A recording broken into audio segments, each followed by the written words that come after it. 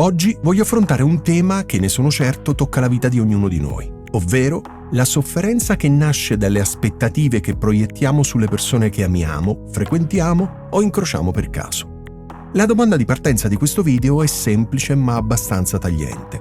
Soffriamo perché gli altri sono fatti in un certo modo o perché vorremmo che fossero diversi? Se ti fermi un istante, probabilmente la risposta emerge da sola. Però tra il capire qualcosa a livello intellettuale e viverla davvero c'è di mezzo il mare.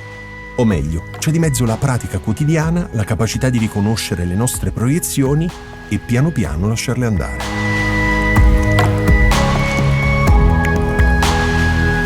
Prova a immaginare la tua mente come un appartamento. Ogni mobile rappresenta un'aspettativa. Alcuni pezzi sono essenziali, come il bisogno di rispetto o di sicurezza, ma molti altri sono dei soprammobili vetusti che ingombrano. Mio fratello dovrebbe capire subito cosa provo. La mia compagna dovrebbe ricordarsi ogni dettaglio importante. Quel collega dovrebbe reagire come farei io. Il minimalismo ci insegna a togliere il superfluo dagli ambienti fisici. Il buddismo ci invita a fare lo stesso negli spazi interiori.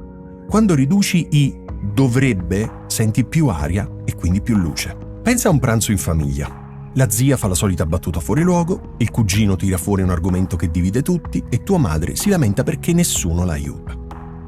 Esci da lì esausto, convinto che dovrebbero tutti comportarsi diversamente. Ma se sei onesto, quello è sempre stato il copione. Sei tu, con la speranza che stavolta cambino, che alimenti il fuoco della delusione.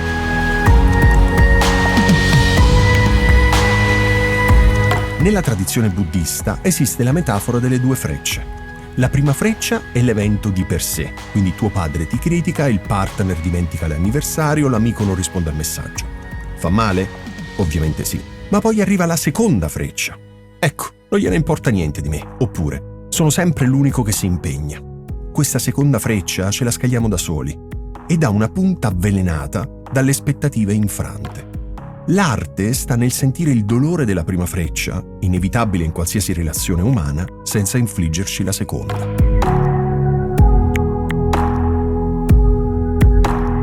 Ecco il paradosso. Vogliamo relazioni vive e spontanee, ma pretendiamo che l'altro si muova secondo il nostro manuale di istruzioni. Da una parte aneliamo al contatto autentico, dall'altra impostiamo regole tacite. Se mi ami, leggi la mia mente. Quando l'altro esce dal copione, si accende la spia della frustrazione. In realtà le differenze tra noi e gli altri non sono minacce, ma opportunità di espansione. Ogni volta che qualcuno agisce diversamente da come faremmo noi, ci offre gratis una finestra su un mondo alternativo. La prossima volta che senti salire la rabbia perché qualcuno non è come dovrebbe, prova a fare 3 respiri profondi.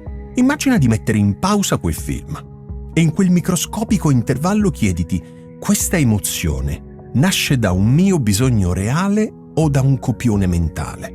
E ancora, sto reagendo a un fatto o a un'interpretazione personale? Ogni sera prendi 5 minuti per scrivere un fatto oggettivo che ti ha irritato, come ad esempio Luca ha guardato il telefono mentre parlavo. Un pensiero associato: non mi ascolta mai.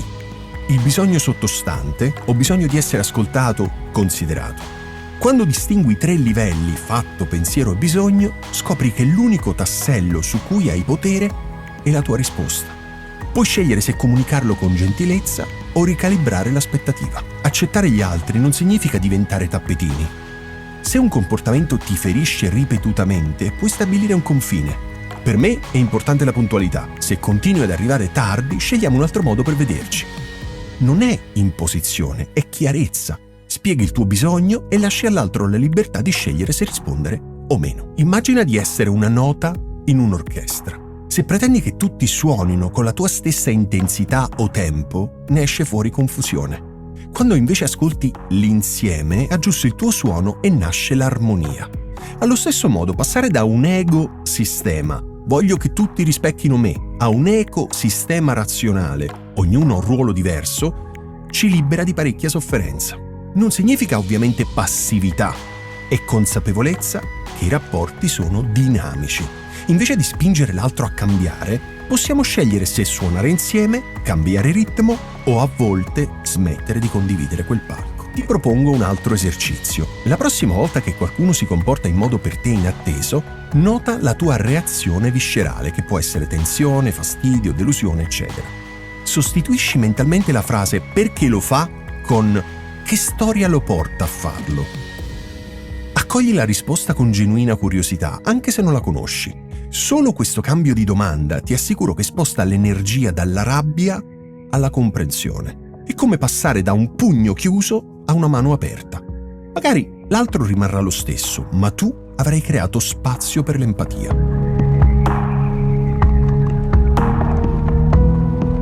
Anziché ripeterti "dovrebbe essere più ordinato, non gliene importa nulla di me", prova a dire "io ho bisogno di un ambiente più pulito per sentirmi sereno. Posso parlarne? Posso trovare un compromesso? O posso chiudere la porta di quella stanza e tenerla disordinata solo per lui o lei?". Invece di incassare e covare risentimento, chiediti: sta davvero attaccando me o sta esprimendo stress suo? Puoi rispondere con calma: apprezzo il feedback, ma preferirei un tono più costruttivo. Se non cambia, forse il confine è delegare la questione a chi di dovere o limitare l'interazione al minimo necessario. Puoi scegliere di portare un libro o ascoltare un podcast mentre aspetti, trasformando quell'attesa in tempo per te. Oppure spiegarlo: per me la puntualità è importante, se arrivi tardi più di 10 minuti, ci vediamo la prossima volta. Non stai imponendo, stai proteggendo il tuo tempo.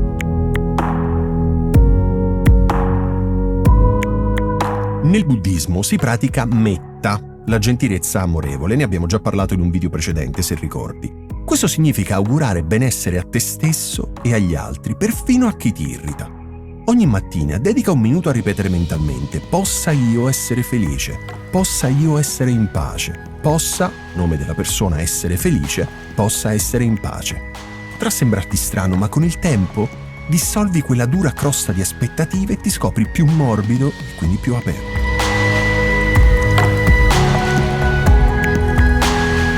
Torniamo però alla domanda iniziale di questo video. Soffriamo per come sono gli altri o perché non collimano con la nostra immagine ideale? La verità spesso è che scegliamo, consciamente o meno, di soffrire quando pretendiamo di cambiare ciò che non dipende da noi. Lasciare andare quell'illusione non significa rassegnazione, ma è responsabilità. Responsabilità di curare i nostri bisogni autentici, di comunicare con chiarezza, di stabilire confini e, quando serve, di allontanarci con rispetto. Ti invito a provare oggi stesso uno degli esercizi che abbiamo visto insieme. Scegli quello più semplice per te, che può essere i 3 respiri di pausa, il diario serale, la domanda di curiosità, il mantra di metta.